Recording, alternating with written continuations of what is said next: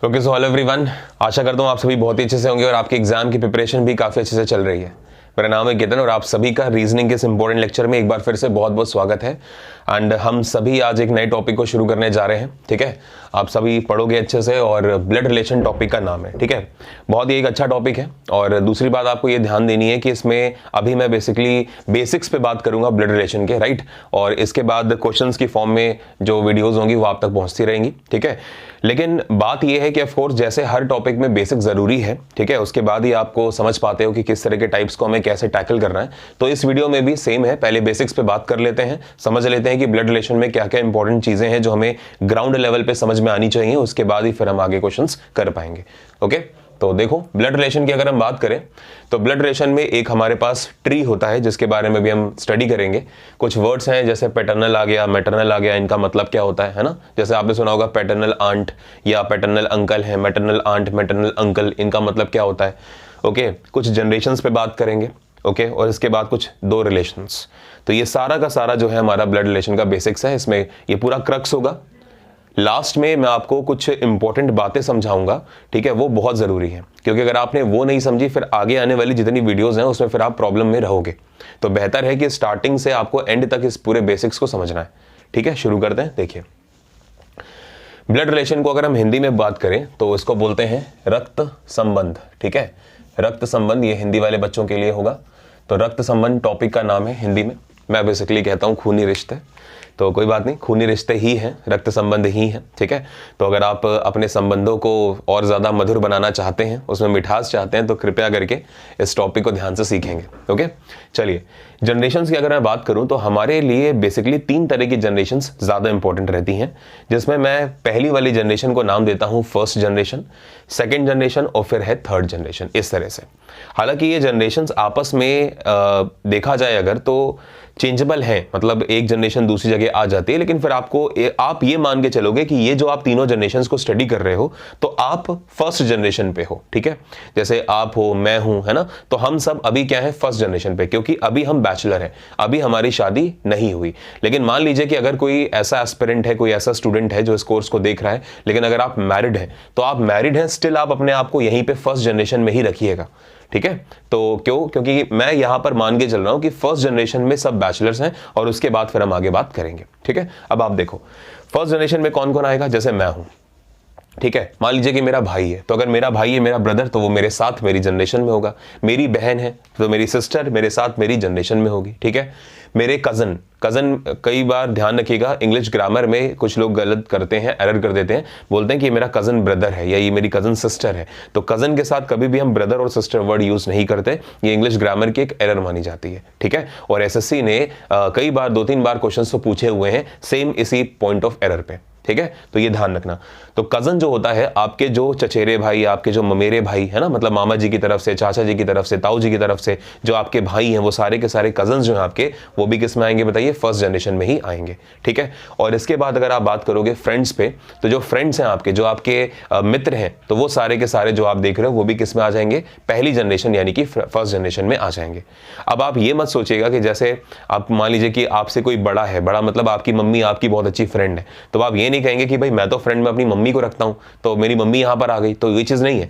तो फ्रेंड्स का मतलब क्या हो गया कि आपकी ही जनरेशन पे होना चाहिए, ये बहुत ज्यादा जरूरी है, क्योंकि अगर आपकी जनरेशन पे नहीं है तो फिर क्या होगा, वो आपका फ्रेंड फिर नहीं माना जाएगा। समझ रहे हो, फ्रेंड के लिए कंडीशन ये है कि सेम जनरेशन होना जरूरी होता है। इसके बाद अगर हम बात करें, देखो तो फिर लिखा हुआ है सेकेंड जनरेशन। अब सेकेंड जनरेशन में क्या होता है उसको समझो। सेकेंड जनरेशन में क्या होगा कि जैसे आप हैं तो आपके पापा, ठीक है, आपकी मम्मी, ओके, आपके चाचा जी, आपके ताऊ जी, ठीक है, आपके मामा जी, आपकी मासी जी, आपकी बुआ जी, ये जितने भी होते हैं ये सारे के सारे सेकंड जनरेशन में आते हैं।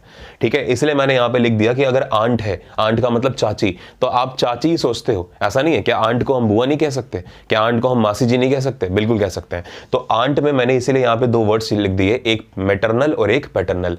मान लीजिए कि अगर आप बोलते हो कि आपकी मासी जी हैं, तो मासी जी को इंग्लिश में हम आंट नहीं बल्कि एग्जैक्टली बोला जाता है मैटरनल आंट। आंट, ठीक है, क्या बोलेंगे हम, मैटरनल आंट बोलते हैं मासी जी को। मामा जी हैं तो मामा जी को हम मैटरनल अंकल बोलेंगे, मतलब जो आपको रिलेशन आपकी माँ की तरफ से मिला है तो वो मैटरनल में जाएगा, और जो रिलेशन आपको आपके फादर यानी कि पिताजी की तरफ से मिला है वो पैटर्नल में जाएगा। तो अगर कहीं लिखा है कि पैटर्नल आंट, तो पैटर्नल आंट का मतलब हो गया कि आपके पापा जी की तरफ से, मतलब आपकी बुआ लगी वो, समझ में आया। और पैटर्नल अंकल है तो पैटर्नल अंकल में दोनों आ सकते हैं, आपके चाचा जी भी हो सकते हैं और आपके ताऊ जी भी हो सकते हैं। मान लीजिए कि आपके जो चाचा जी हैं वो आपके पापा से छोटे हैं तो ऑफ कोर्स आप चाचा जी बोलोगे उनको, और अगर उनका भाई जो है बड़ा है तो आप उनको ताऊ जी बोलोगे, ये आप जानते ही हैं। तो हमने क्या सीखा कि जो मैटरनल वर्ड होता है, जैसे एम से मम्मी तो एम से मैटरनल यानी कि मदर की तरफ से, और पी से पप्पा जी, पापा हैं अगर तो पापा हैं तो फिर वो फादर हो गए, पी से पापा, पी से, ठीक है, पैटर्नल। तो ये चीज क्लियर हो गई। और जो थर्ड जो जनरेशन आप देखते हो, तो थर्ड जनरेशन में क्या हो गया कि आपसे आपके जो फादर हो गए अब उनके ऊपर आपको जाना है, तीसरी जनरेशन में जाना है।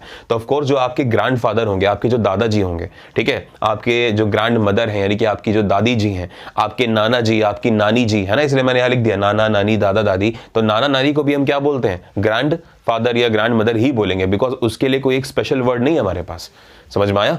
तो ये चीज़ आपको ध्यान रखनी है।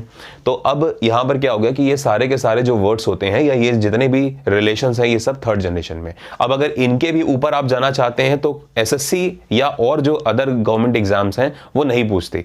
हालांकि अगर आप ऊपर जाते हो, मान लीजिए कि आपके दादाजी के भी फादर की बात हो रही है, तो फिर वो क्या होगा, वो उनको बोला जाएगा ग्रेट ग्रैंड फादर। तो एक वर्ड यूज कर लेंगे हम ग्रेट, यानी कि दादाजी के भी पापा जी हैं तो ग्रेट ग्रैंड फादर हुए आपके, ठीक है। ऐसा सौभाग्य बहुत कम लोगों को मिलता है कि वो अपने ग्रेट ग्रैंड फादर को भी देख पाएं, लेकिन अच्छी बात है। तो ये चीज हमारे जो टॉपिक है उसका मेन लिमिटेशन ये है कि हम इन्हीं 3 जनरेशंस के अंदर ही काम करेंगे। क्लियर हो गया। अब आप देखो पैटर्नल मैटर्नल भी आपने सीख लिया। अब अगर हम बात करें कि भाई बहन और पति पत्नी, इसमें क्या है, तो हम सिर्फ और सिर्फ इन दोनों रिलेशंस को स्टडी करते ही अपने जितने रिलेशंस है सबको स्टडी कर लेंगे।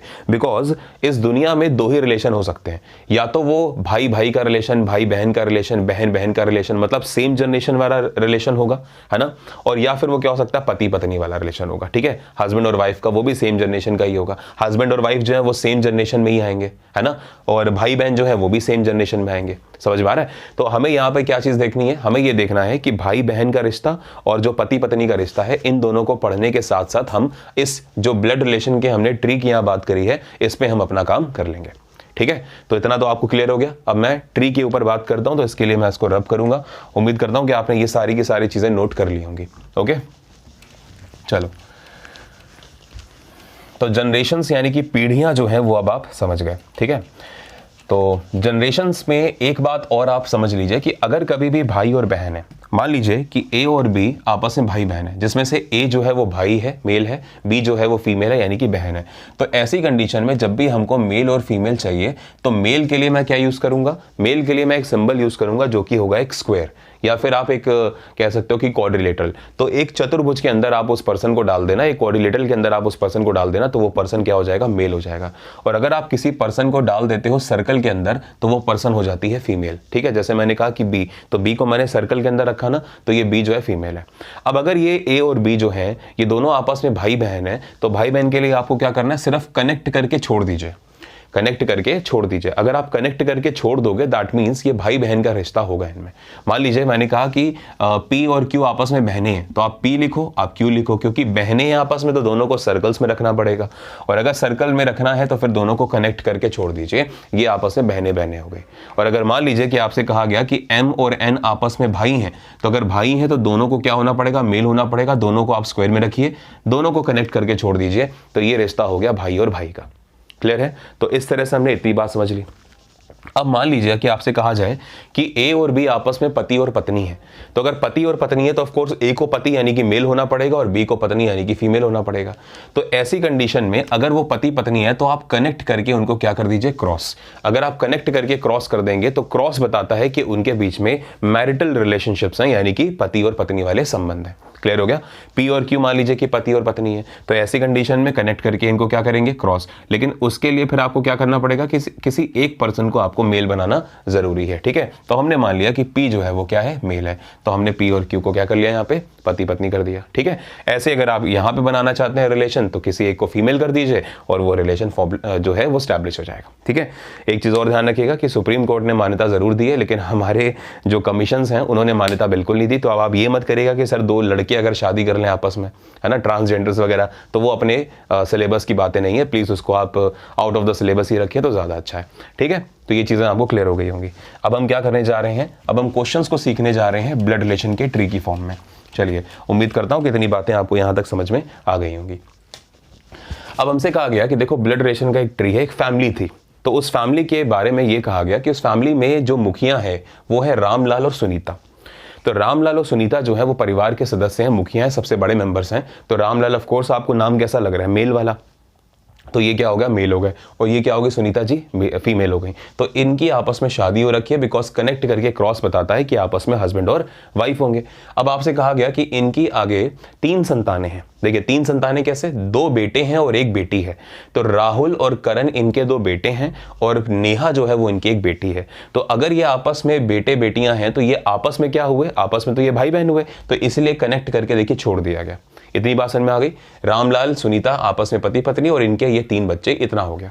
अब आपसे कहा गया कि जो राहुल है वो विवाहित है, राहुल की शादी हो गई है मोना जी के साथ। तो राहुल की शादी किससे हुई, मोना से। तो अगर राहुल मेल है तो मोना को होना पड़ेगा फीमेल, और शादी हुई है तो ऑफकोर्स इन दोनों को क्या होना पड़ेगा, क्रॉस से कनेक्ट। तो हमने कर दिया। और कहा गया कि इनके आगे 2 बच्चे हैं, तो इनके 2 जो बच्चे हैं, एक का नाम है स्नेहा और दूसरे का नाम क्या है बताइए, रोहन। ऐसा बताया गया कि इनके 2 बच्चे हैं, ठीक है, एक लड़का और एक लड़की। तो रोहन लड़का है, स्नेहा लड़की है। आपस में ये दोनों भी क्योंकि भाई बहन होंगे तो हमने इनको कनेक्ट करके छोड़ दिया। फिर आपसे कहा गया कि जो नेहा है, इनकी जो एक बेटी थी रामलाल और सुनीता जी की, नेहा, वो भी क्या है, विवाहित है। तो अगर वो भी विवाहित है तो उसकी भी शादी हो चुकी है ऑफ कोर्स। तो शादी हुई है मान लीजिए मोहित से, तो इनमें आगे बोला गया कि इनमें जो शादी हुई है तो इनसे इनके आगे 2 बच्चे हैं, और दोनों के दोनों कौन है, बेटियां। तो अगर दोनों बेटियां हैं तो एक का नाम है निशा, दूसरी का नाम हमने रखा प्रिया, ठीक है। और ये कहा गया कि अगर दोनों बेटियां हैं इनकी तो दोनों आपस में बहनें होंगी, तो बहनें हैं तो कनेक्ट करके हमने कनेक्ट करके हमने छोड़ दिया, ठीक है। फिर हमने क्या बोला कि प्रिया की शादी हो चुकी है, और वो किससे हुई है, अंकित से। तो प्रिया अंकित से अगर शादी हो चुकी है इनकी, तो ये आपस में कैसे हो गए, ये आपस में कनेक्ट करके क्रॉस कर दिए गए। क्लियर हो गया इस तरह से। तो ये पूरा का पूरा फैमिली का एक ट्री बन गया, ठीक है। तो हम इसमें हर एक बात को बता सकते हैं कि कौन किससे क्या कैसे रिलेटेड है, और वही क्वेश्चंस आपसे कमीशन पूछता है आपके एग्जाम्स में, ठीक है। तो हमें इसी को समझना है, ध्यान से देखना। एक बहुत अच्छी सी और बहुत ही प्यारी यूनिक सी ट्रिक समझाऊंगा आपको, और जिससे आप अपने आंसर्स को बहुत ही जल्दी से करोगे। देखो ध्यान से, मान लीजिए कि आपसे कहा जाए कि मोना का सुनीता से क्या संबंध है, ठीक है। अब आप ध्यान से देखना, अब आपको क्या करना है, आपको ऑप्शन करना है इसका कि मोना का सुनीता से क्या संबंध है, ठीक है। ये क्वेश्चन आपसे मान लीजिए पूछ लिया गया, जल्दी से बताइए कि जो मोना जी हैं वो सुनीता से कैसे संबंधित हैं, ये क्वेश्चन है।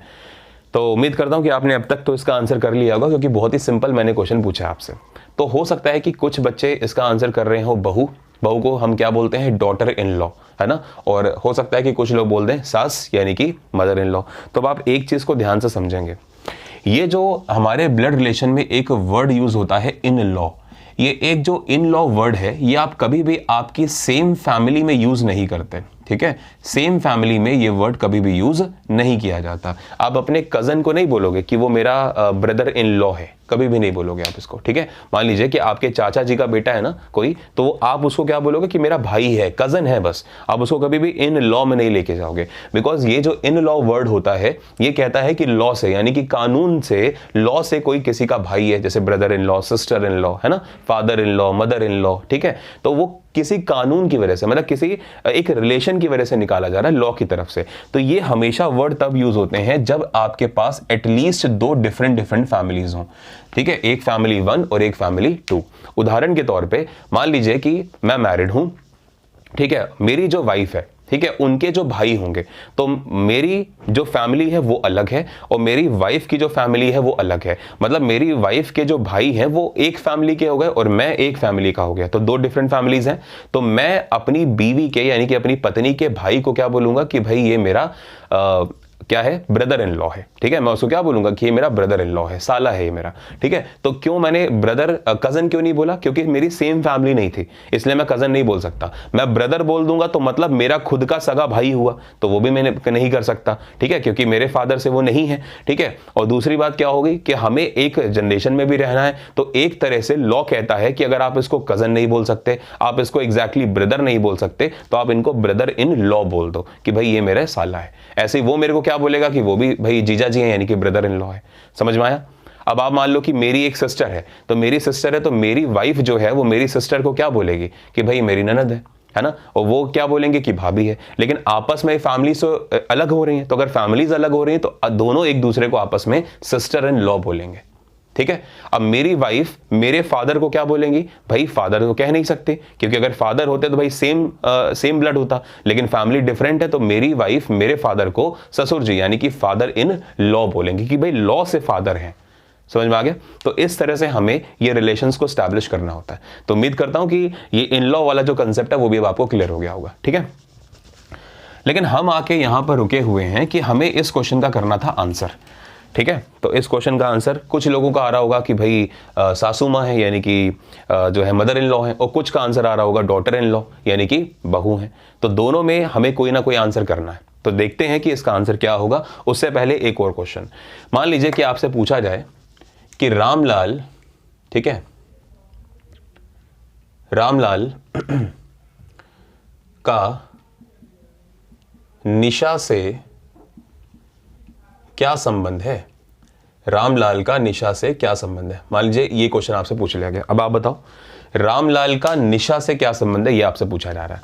अब आप जल्दी से अपना आंसर करोगे कि क्या है इसका आंसर, ठीक है। अब कुछ बच्चे ये कहेंगे कि भाई रामलाल जी की बेटी थी नेहा, और क्योंकि नेहा की बेटी है निशा, तो रामलाल इनको बोलेंगे कि भाई मेरी नातिन है। हो सकता है कि कुछ का आंसर आ रहा हो नाना जी। तो दो आंसर हो सकते हैं यहाँ पे, कि एक आंसर हो सकता है यहाँ पे नाना, और एक आंसर हो सकता है यहाँ पे नातिन। आंसर हो सकते हैं का मतलब कि आप लोग की सोच होगी। कुछ बच्चे कह रहे होंगे कि भाई आंसर नाना जी होगा, कुछ कह रहे होंगे कि आंसर नातिन होगी, है ना। अब आप देखो, जब आप अपनी फैमिली में बात करते हो, अपनी फैमिली का मतलब हो गया कि जैसे आपके बेटे का अगर बेटा है या बेटी है, तो आप उनको बीइंग अ ग्रैंडफादर आप उनको क्या बोलोगे कि भाई मेरा पोता है या फिर मेरी पोती है, ग्रैंड सन या फिर ग्रैंड डॉटर बोलोगे। लेकिन मान लीजिए कि अगर मेरी ही बेटी की बेटा या फिर बेटी होती है, तो मैं उसको पोता या पोती ना बोल के नाती या नातिन कहता हूं। ये भी आपको चीजें कंसेप्ट्स क्लियर होंगे। एक हम लोग टिपिकल हिंदू फैमिली से सभी बिलोंग करते हैं, ठीक है। तो हमारे यहाँ पे जो ये रिलेशंस होते हैं ये आपको लगभग चीजें क्लियर ही होती हैं। तो पोता पोती नाती नातिन में डिफरेंसेस आप स्टार्टिंग से ही देखने लगते हो, ठीक है। तो ये पॉइंट आपको क्लियर हो गया होगा। चलिए, तो अगर ये चीज क्लियर है तो आंसर या तो नाना करा होगा कुछ ने, या फिर नातिन करा होगा। अब आप समझो इस चीज को कि कैसे हम इसका आंसर करने जा रहे हैं। देखो, हमारे ब्लड रिलेशन में क्वेश्चंस में जो पहला जेंडर होता है, मतलब पहला जो नाम होता है, उसका जेंडर बहुत इंपॉर्टेंट करता है। याद रखना, मैंने आपसे बात कही कि हमारा जो क्वेश्चन होगा, जैसे मोना का सुनीता से क्या संबंध है, तो इसमें जो हम आंसर करेंगे ना, उसमें हमारा पहले वाला नाम सबसे ज्यादा इंपॉर्टेंट है और उसका जेंडर भी सबसे ज्यादा इंपॉर्टेंट होता है। तो हम कैसे करेंगे? देखो, ये जो मोना है, मोना नेचर में क्या है, मतलब इनका क्या होगा, ये जेंडर क्या होगा, इनका फीमेल होगा, ठीक है। और जो सुनीता है वो भी क्या है, फीमेल है। तो अब आपका काम ये होता है कि इन दोनों के बीच में जो का है, इस का को आप लेकर जाते हो सेकंड वाले नाम के आगे। मैंने कहा कि इसमें इन दोनों के बीच में, जैसे इन दोनों, देखो रामलाल क्या है, मेल है, ठीक है, और निशा क्या है, फीमेल है। तो इन दोनों के बीच में एक वर्ड आया ना, का, तो आप क्या करोगे, इसको ले जाओगे सेकंड वाले नाम के आगे। जैसे यहां का आ जाएगा सेकंड वाले नाम के आगे। इतना आपको पहली स्टेप में काम करना है, ठीक है, कि आप इसका क्या करोगे, जेंडर डिफाइन करोगे दोनों का, और उसके बाद आप ये का को आप ले जाओगे आगे, ठीक है, सेकंड वाले नाम के जस्ट आगे। अब ये जब सेकंड वाले नाम के जस्ट आगे जाएगा तो ये का ही रहेगा या फिर ये की रहेगी, ठीक है, मतलब की हो जाएगी, का या फिर की हो जाएगी, इसको बताएगा पहले वाले का जेंडर। ध्यान से समझो, भी समझ में आएगा। मैंने कहा कि जो का है ये हमेशा आगे जाएगा, यानी कि सेकंड वाले नाम के आगे। तो अब ये का रहेगा जाने के बाद या फिर की हो जाएगा, इसको बताएगा पहले वाले का जेंडर। अब आप देखो, पहले वाले क्वेश्चन में बात करते हैं कि मोना वैसे लिख दिया हमने, आगे सुनीता भी हमने ऐसे लिख दिया। अब ये का जब उठ के आगे गया तो ये डिफाइन करेगा पहले वाले का जेंडर, और पहले वाले का जेंडर क्या है, फीमेल। तो ये का वहां पे का नहीं बल्कि की हो जाएगा। तो मोना सुनीता का नहीं, मोना सुनीता की, ठीक है, इतना कर लिया। अब ये क्या संबंध है ना, इसको आप इग्नोर करो और आगे लिख दो कि क्या लगी। बस ये लिख दो कि की क्या लगी। तो मोना सुनीता की क्या लगी, बस हो गया खत्म, आपको आंसर मिल जाएगा। ऐसे नीचे देखो रामलाल है ना, तो रामलाल ऐसे लिखा है, कॉमा कौन आ गया, निशा आ गया, है ना, निशा आ गई। तो अब ये का आगे जाएगा ना, तो अगर का आगे जाएगा तो ये पहले वाले का जेंडर कैसा है, मेल है। तो अगर मेल है ना तो ये का आगे जाके क्या बन जाएगा, का ही रहेगा, क्योंकि पहले वाले का जेंडर कैसा था, मेल था।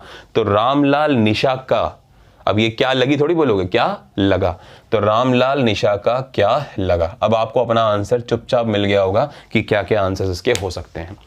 मोना सुनीता की क्या लगी, तो ऑफ कोर्स मोना जो है, अब आप देखो मोना यहां पर है, सुनीता यहां पर है, तो पहले वाला नाम जो है नीचे वाली जनरेशन पे है ना, इसके कंपैरिजन में। तो अगर पहला वाला नाम इसके कंपैरिजन में नीचे वाली जनरेशन में है तो ऑफ कोर्स रिश्ता भी छोटा होगा।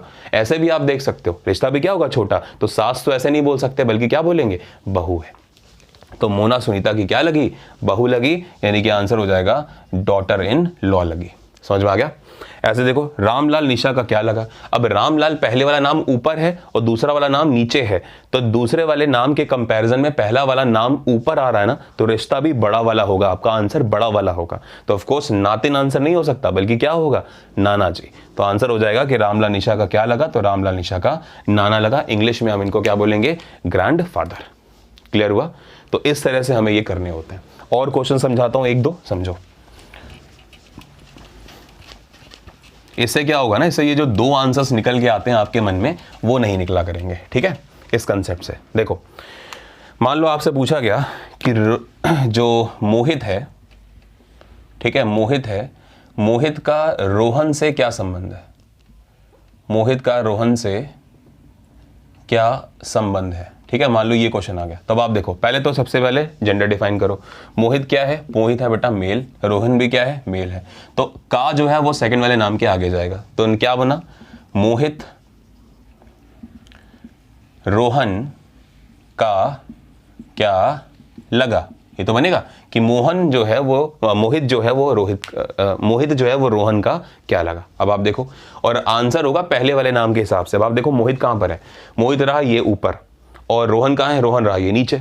तो ऑफ कोर्स मोहित ऊपर है, तो रिश्ता ऊपर है ना दूसरे के कंपैरिजन में, तो आंसर आपका बड़ा वाला होगा। जो बड़ा वाला रिश्ता होगा वो आपका आंसर होगा। सिंपल सी बात। अब आप देखो, रोहन के पिताजी हैं राहुल, और राहुल की बहन है नेहा। तो ऑफ कोर्स रोहन जो है वो नेहा को क्या बोलेगा कि भाई मेरी बुआ है। रोहन नेहा को क्या बोलेगा कि भाई मेरी बुआ जी हैं, ये तो होगा। और नेहा जी के पति जी हैं मोहित, है ना। तो बुआ के हस्बैंड को आप क्या बोलते हो, फूफा जी, फुफ्फड़ बोलते हो, यानी कि फूफा जी बोलते हो। तो रोहन जो है वो मोहित को क्या बोलेंगे कि भाई ये मेरे फूफा जी हैं, है ना, क्या बोलेंगे कि मेरे फूफा जी हैं। तो फूफा जी हो गए। तो अगर फूफा जी हैं तो भाई आंसर क्या हो जाएगा, बताइए। अब आप देखो, फूफा जी जो होते हैं उनको अगर हमें इंग्लिश में कन्वर्ट करना है ना, तो इंग्लिश में कन्वर्ट करने के लिए हमें, वैसे तो अंकल चल जाता है एक वर्ड, है ना, कि हम अंकल ही बोल देते हैं, उसमें कोई इशू नहीं होता। लेकिन बेसिकली फूफा जी जो है वो हिंदी में आपको फूफा जी ही लिख के आएगा, अंकल नहीं लिखा होगा। ठीक है, इसको ध्यान रखना। तो रोहन जो है वो मोहित को बोल देगा इंग्लिश में अंकल, या फिर फूफा जी बोल देगा। क्लियर हो रहा है। तो हमारा आंसर यहाँ पर क्या हो जाएगा भाई, कि फूफा जी हैं, ये अंकल जी हैं। ठीक है, क्लियर हो गया पॉइंट। चलो अगला एक और क्वेश्चन देखते हैं। मान लो आपसे पूछा गया कि प्रिया का करण से क्या संबंध है। एक और क्वेश्चन क्या आ गया कि प्रिया का करण से क्या संबंध है, करण से क्या संबंध है, how Priya is related to Karan. अच्छा, इंग्लिश में जो था वो क्या हो जाएगा, जैसा भी मैंने इससे पूछा था आपसे कि how Mohit is related to Mohan, English में ऐसे बोलेंगे, है ना, how Priya is related to Karan, इस तरह से। तो उसमें कोई इशू नहीं है, आप देख सकते हो, बाइलिंगुअल पेपर आता है। अब आप देखो, प्रिया कौन है, फीमेल, करण कौन है, मेल। तो ये कहा जाएगा इधर, तो क्या बनेगा कि प्रिया करण की क्या लगी, ये तो बनेगा कि प्रिया करण की क्या लगी। अब आप देखो, प्रिया ये है और करण कहाँ है, करण ये रहा। प्रिया करण की क्या लगी, ये आपसे बोला जा रहा है। तो अगर ये ऐसा चीज होगा कि प्रिया जो है वो करण की क्या लगी, तो आपको क्या करना पड़ेगा। देखो, प्रिया की मम्मी है नेहा, ठीक है, तो प्रिया नेहा को क्या बोलेंगी, भाई मेरी मम्मी है। और नेहा के भाई है कौन, करण, नेहा के भाई कौन है, करण। तो प्रिया जो है वो करण को बोलेंगे भाई करण मेरे मामा जी हैं। मामा जी को इंग्लिश में बोलते हैं हम लोग मैटरनल अंकल, माता की तरफ से, है ना, तो मैटरनल अंकल बोला जाता है। तो प्रिया बोलेगा कि भाई, प्रिया बोलेंगी करण मेरे मामा जी हैं। लेकिन मामा जी इनको क्या बोलेंगे, मामा जी इनको बोलेंगे कि भाई मेरी बहन की बेटी है तो मेरी भांजी लगी, ठीक है, मेरी क्या लगी, भांजी लगी। इसको ध्यान रखना। मेरी बहन की बेटी को, अगर मैं बीइंग अ मामा जी, अगर हम देखें तो मैं अपनी बहन की बेटी को बोलूंगा भांजी और बेटे को बोलूंगा भांजा। लेकिन मैं अपने भाई के बेटे को बोलूंगा भतीजा और मैं अपने भाई की बेटी को बोलूंगा भतीजे। तो भतीजा और भांजी में ये डिफरेंस होता है। भांजा भांजी जो है वो मम्मी के बच्चे होने चाहिए, ठीक है, मतलब बहन के बच्चे होने चाहिए, उनको हम भांजा और भांजी बोलेंगे। लेकिन अगर भाई के बच्चे हैं तो उनको हम भतीजा और भतीजी बोलते हैं। इंग्लिश में दोनों के लिए नेफ्यू या फिर नीस वर्ड यूज किया जाता है, ठीक है, इंग्लिश में। तो आंसर क्या हो जाएगा? अब आप देखो प्रिया पहले है ना, तो रिलेशन छोटा वाला होगा क्योंकि इसके कंपैरिजन में ये छोटी है, तो रिश्ता भी आपका छोटा वाला, तो आंसर भी आपका छोटा वाला। तो आंसर आ जाएगा कि भाई ये क्या है, ये है भांजी। क्लियर हो गया? तो इस तरह से हमने अपने रिलेशंस को समझ लिया। तो उम्मीद करता हूं कि भाई ये चीज़ें आपको क्लियर हो रही होंगी अच्छे से। जितना हमने बेसिक्स मैंने आपको ये समझाया है 20-25 मिनट का, ये सारी की सारी चीज़ें आपको क्लियर हो रही होंगी। ओके, फिर भी अगर आपको लगता है कोई डाउट है आपको, तो you have my number, you can contact with me 7052887799, ठीक है। आप इस पर मुझे व्हाट्सएप करिए, आपके जो भी क्वेरीज हैं आप मुझे कॉल भी कर सकते हो, बट कोशिश करिए कि जो आपकी क्वेश्चंस हो आप मुझे व्हाट्सएप कर दें, ठीक है। बाकी पढ़ते रहिए अच्छे से, वीडियोस सारी जो है वो आपको टाइम पे मिल जाएंगी, डोंट वरी। करते रहिए, जितनी वीडियोस अपलोड हो चुकी हैं उनको एक बार रिविजन कर लीजिए, मॉक टेस्ट्स लगाइए, बिकॉज एग्जाम्स अब पास आ रहे हैं ऑफकोर्स। तो पढ़ते रहिए ऐसे ही। Thank you, good luck, have a nice day, keep studying.